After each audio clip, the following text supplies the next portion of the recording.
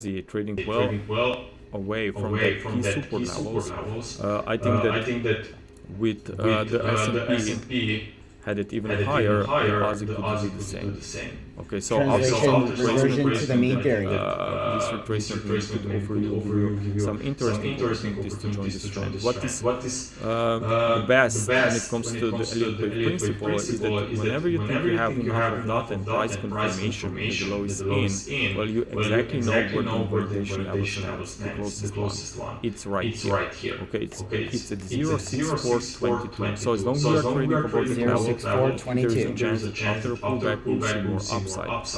But why this validation short-term levels matters? Because if you zoom out, well, on a bigger chart, on a bigger cycle, then validation level is here. Okay, that's why I think that Elliot Wave principle itself, it's very useful when you have confirming price action, because you exactly know where to put stop loss. It's a different story when you're trying to buy just blindly at the falling knife here, and then you never know where exactly this price will stop, and you will have to put the stop loss far away. Okay, but when you have this kind of a price action, it's much easier. Yeah, we're not in the catching a falling knife business. I concur, doctor. From a risk-reward perspective.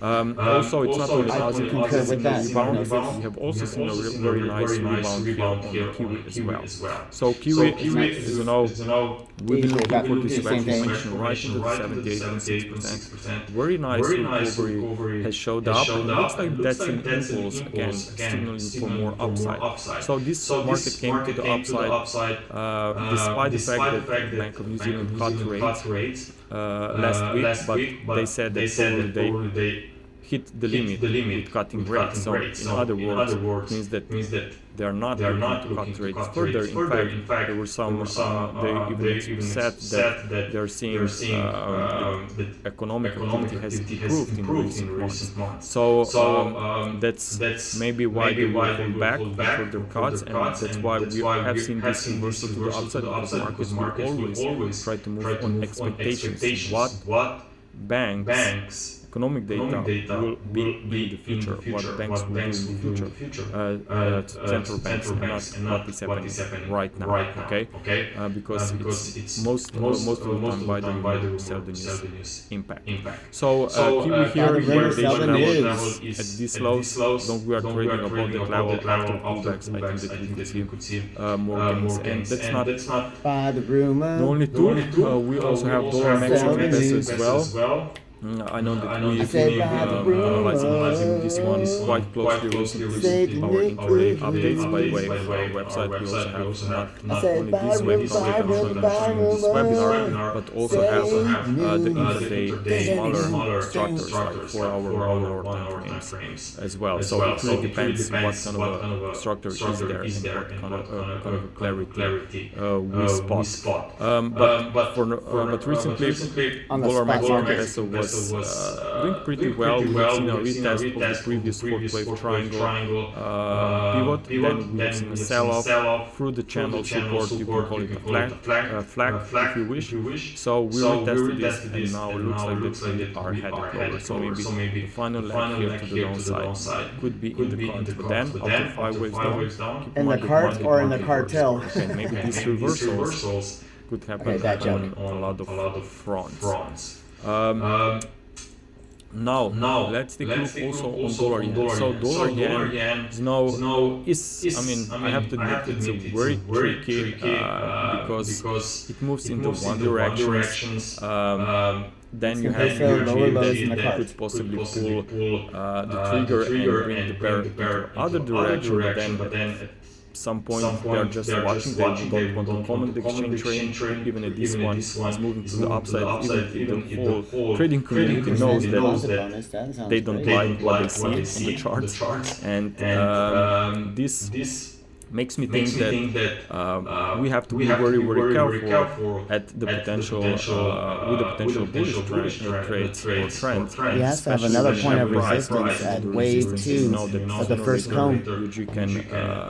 Can take some actions here. That's one thing. And the next thing is that we still have this massive gap here at October lows. So I'm not sure if or when this gap will, but what I know that they are very, very, very stay open, especially in the cash market, so spot market. So I think that there could still be a reversal to the downside, but maybe we just have to all that realize said, basically the gap's going to fill. It's going to go down to 147.43. When we could maybe start looking for 42.11. rally, but we are not maybe at that stage just yet, but I will definitely keep a very close eye on a smaller time frame, because you know, if on a smaller time frame this drop, which for now is only 3 waves, would unfold in 5 waves, then again, as I said already earlier, would be confirmation You take the size of the gap, something else is going on. and then you quantify it by doing the square Now root. let's take a look also on Euro versus Kiwi. So last time I think we covered That Euro creates versus what we Aussie. call, Now looking at in physics, a Euro vacuum. versus Kiwi, Avoid.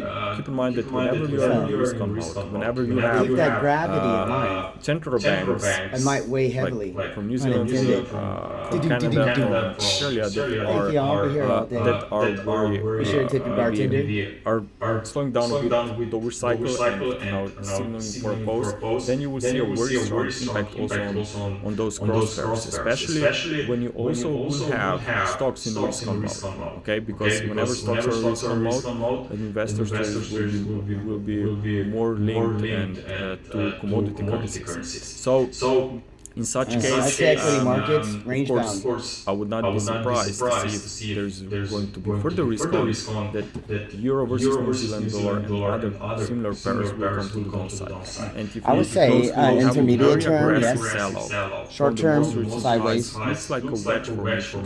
So after some rebound, Accounting for the closer to 21 trend trillion line, of we could pledged, see maybe another push to the downside. US dollar How sizable repatriation could be to the downside. with the I think that we could multiplicative retest effect these lows tax-wise, from probably equal to 100 trillion in reach taxes. this trend line super connected. Not to mention all the money that was brought in, So nearly $1 trillion I think for that it looks like we have tariff. some limited upside. and then nearly $1 trillion in savings This one from itself is fraud also within our commodity currencies tax countries system and as our well. treasury Now, and our let's take a look also on monetary this system. one. It's going to be euros. Basically, The reason why Doge. I'm showing you this one and not dollar Swiss is because, as I said already That a plus, few times before in our past webinars, well, Fed Swiss pressure central to lower bank, rates, probably they are another worried 100 basis with the points rise of before Swiss there's francs, equilibrium. and they could easily intervene. They could move to negative rate. They said They're gonna have a few to. times in the past, but Otherwise, they're the not. debt On dollar Swiss, they are more creates its own euros. critical mass. Switzerland It's is uncontrollable like a more wildfire. stuff to Europe rather than to US. Like a runaway. That's one thing. The next thing is that the Euro Swiss franc has a very nice And we don't need that. right? But keep in mind that we see some potential wedge formation. So I don't believe that we will see a massive sell-off going further. I just There's think too that there's much greater probability we'll see some stimulus still unexpected sloshing around in the reversal system. in the opposite side. Okay, especially I think we got because persistent that's inflation what for a while, usually but causes it's a contained. wedge. When the price action itself is very quiet but still moving to the downside, well, that's when you will see the most surprises. The market could do the unexpected thing and could reverse higher. That's one thing. The next thing the is market that loves to from that new low, by the way, I was inflict the most this pain by possible on the our retail. subscriber, I remember who brought attention. Just when they're getting bearish From and the new low, they're ready we to have sell, seen that gives the 5 waves liquidity up. that the Okay, so institutions that's a need very to nice buy. 5 waves up. So again, that's why the market is always wrong. 5 waves up from That's why the public, from the excuse most me, not the recent market. extremes, That's why the public signals always a loses. changing trend. Could be temporary change in trend, could be long-term changing trend. But definitely suggests that you could see more upside. And then you also have Swiss CPI They have to figures instigate that will FOMO. be released on Wednesday. Okay, so these days, But there's the opposite of that also. for next potential recovery. But if you see any movement into that area, at least technically, I think that it could be And that's quite the fear of interesting loss. to expect some rebound while the market is trading above this invalidation level. Now let's take a look. It takes a 100% So what's gain going to on here? recover from 50% loss. Metals have been looking for correction. I thought that correction So loss would hurts be twice as much as not gain feels necessarily good. price. So So we had a few options on the table. I was looking for potential triangle on silver, also still That's how they possible shake out the on retail, gold, but then create the liquidity something they need unexpected to get in at favorable on silver. prices. As you know, price moved And that's why the to public the always upside because Don't shoot the CME messenger. halted trading, and they're saying that it's because of shortages. They didn't want to move silver from US to London, where the price in London was cheaper, so there was trading active, and of course there was Some a lot of arbitrage going demand on. coming from there because the price In was French, cheaper, it's but called they didn't want to arbitrage. move silver to London. They rather halted trading and keep silver in the US because we know that there's a lot of shortages issues, and rather bring the prices higher rather than send silver abroad. So we have seen these prices moving sharply to the upside. It doesn't mean that, by the way, that this is correct. There are just a lot of different ideas flying around the internet, and maybe that's one of the reasons. But of course, the official reason for this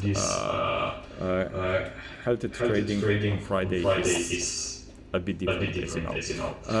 But anyway, from Elliot Wave perspective, what's happening right now is that we could be here in a wave 5 to 3, but still a room maybe for $60. For $60 here. Also, if we look at the smaller time frame, if we think we are in a new cycle here from October 28 low, that's not the right number. The level, and that was some unexpected flat correction.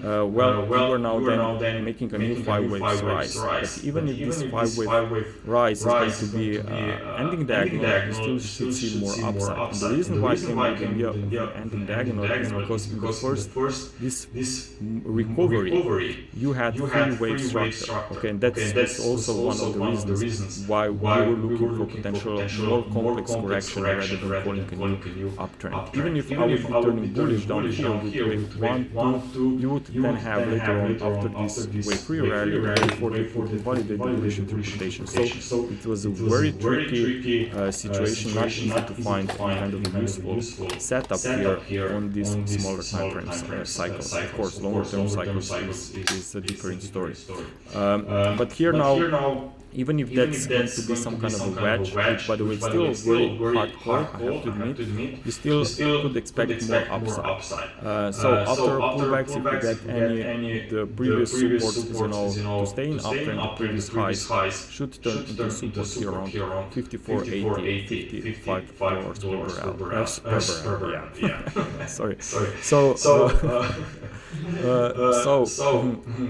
That's for silver. Still expecting more upside. Of course, after some pause, keep in mind that this pause could easily happen because we don't have gold breaking out just yet. Still trading below recent highs. But the gold silver ratio here, you can clearly see that it's breaking this trend line super now, so it could stay in the downtrend. And also, not sure if anyone noticed, but it's also important to look at dollar versus Chinese yuan. This one is also came down from this recent consolidation. Looks like we are in fifth wave. It has a room for much more weakness. And of course, there will be some rallies, but overall, let's not forget a very big picture for metals versus dollar Chinese yuan. Keep in mind that we are looking here for dollar Chinese yuan for an important multi-year top, okay? And here, each time in the past, we have seen a massive reversal. Metals have seen a recovery. It also happened recently on gold, and we've been covering and talked about this in our past updates. So of course, whenever we will see some retracement, I think that there will be more upside. And maybe gold will still give us some ideas and potential opportunity to join this trend. What I like so far is that this drop was in 3 waves, and now we came to the upside, but not really breaking out. We're just trying to fail at this resistance. Of course, there still could be a bit more upside. I believe the 78.6 is around 4,300. But If we'll see some retracements, then maybe triangle still one chance here, and of course potential opportunities could show up still in the next few weeks. But we have to wait a bit more longer here, in my opinion. Also, when it comes to second interpretation, similar to silver, could be that in this one maybe keep moving to the upside, and this one could be a wedge formation, but we'll see straight push to the upside. I'm not really sure if the price action itself and the price pattern will allow us to discover any kind of useful opportunities on these 4-hour time frames. But we will definitely keep a very close eye on these developments. Now, let's take a look on the final markets today. It's going to be the S&P 500, so the S&P index. So the S&P 500, you know, we have seen a very nice textbook rebound from that October 10 gap when this massive sell-off occurred on Friday. We filled this gap on futures and reversed higher, and now looks like that we have inclusive characteristics here. Of course, market could slow down a bit. Keep in mind, it's the beginning of a new month. Beginning of a new month is important as well as the last day of trading days of the previous month. Okay, so because that's the period when you will see a lot of position portfolio adjustments, especially when you are heading into the end of the year. And if someone after this, keep in mind that for the S&P 500 itself, the time to pullback is quite a lot. And if someone was long, of course, for the last few weeks or so, and you have seen this rebound, then if they want to have like calm December, then maybe some will be going out with the profits after this very nice rebound. So there could be some rebalancing, and of course, especially towards the end of this month, you will see this happening even more. But overall, if there is some position adjustment at the start of the beginning of a new month, after this nice push to the upside, it means that if the flows change, also direction will change. So there could be some retracement maybe in the midterm, but if we see one, will be only temporary away from that trendline resistance, and then possibly we can start attacking and looking for even further upside. So these pullbacks, of course, could also cause some retracement in commodity currencies, and that's what could also give you opportunities there if you're not maybe just trading just futures or some CFDs on these indexes. Then, of course, maybe you could draw the parallel line with the FX. Now, looking to German DAX, also last week we highlighted these first key support levels. We spiked below it, and what's the most important, we finished the week quite strong, and now we are just pulling back. So it looks like that there is still a chance that we will continue to the upside. Of course, there are some alternate views, maybe because it's always a bit tricky to admit that whenever we have moved to new high, labeled it as a wave X.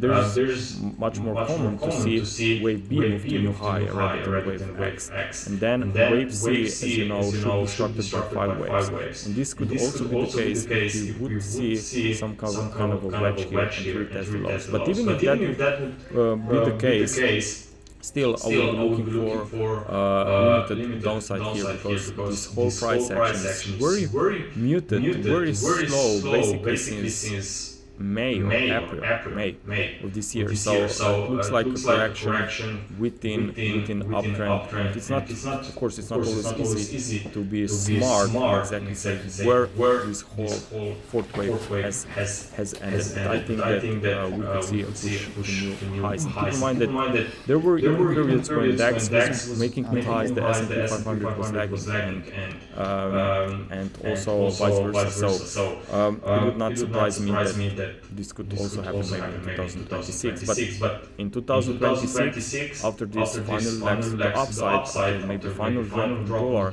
the massive changing trends could happen, and that's why I said earlier, and don't forget subscribe to our YouTube channel, because at the end of each year I always release free video my forecast for the next year. I've been doing this for the past few years, and I'm planning to do it the same this year. So make sure to subscribe to our channel and press a like. Okay, but if you're interested in more, make sure to visit us at waiters.com. Cyber Monday or Cyber Monday offer 30% off on the first one, but you will get today, only today, one extra month. So it will be 2 months basically for this discounted price. Traders, good luck. Talk to you soon. Oh, what I forgot.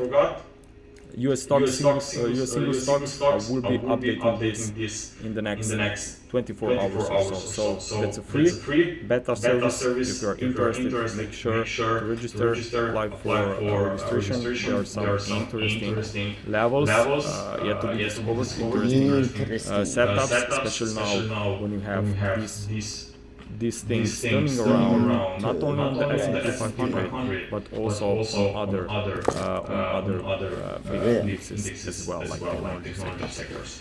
Traders, have a nice, good trading week. Be careful out there, and don't forget to get your stop loss in place. Always when you're making trading decisions. Trader, good luck. Bye. Thank you, sir.